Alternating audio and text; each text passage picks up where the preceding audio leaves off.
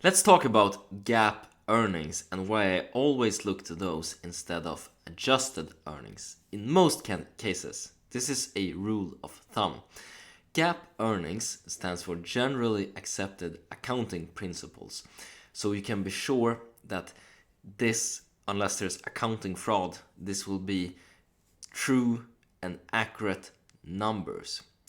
Now, there will be a lot of adjusted earnings out there, and analysts will do this to better try to explain a business that has certain specific parameters to it.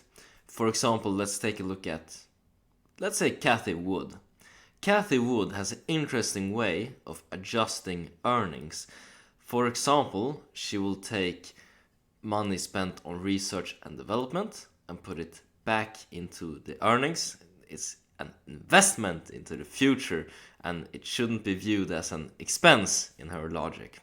And also, sales and marketing is an investment. They're getting more business, and she's also, this is the most crazy one that she's doing in terms of adjusting earnings.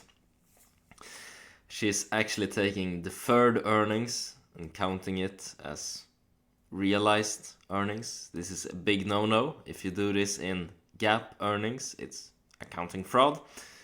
And this can really mess up some calculations, in my opinion, since you're taking up the revenue, but you're not taking up the deferred costs that are incurred when producing this revenue.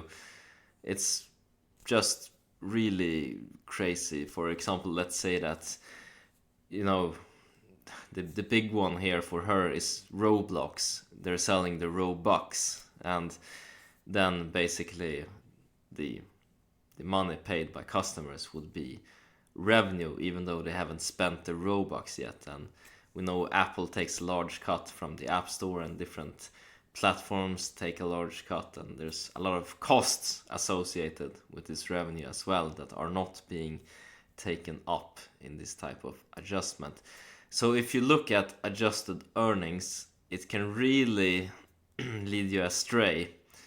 But if you look at just GAAP earnings, then you will know that if you compare one company's GAAP earnings to another company's GAAP earnings, you're comparing apples to apples.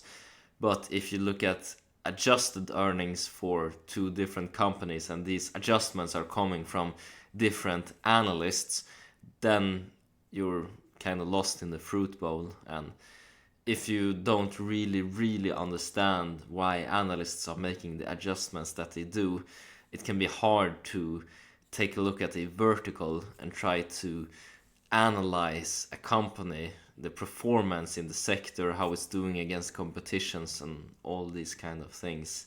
So that's why the easiest way to do it, and the way that I stick to, because I don't like to complicate things, is to just look at GAAP. Then compare GAAP earnings of one company to GAAP earnings of another company. It's just apples to apples, no complications, no fancy calculations, just straight up classical research. Alright, so that's been it, talking about GAAP, the importance of it, why I use it, and why maybe you should consider using it too if you agree with this view that I have on GAAP versus adjusted earnings. Alright, that's been it for this video, explaining a concept here, and as always, hope you make a ton of money, whatever investments you decide to make. Take care now. Bye bye.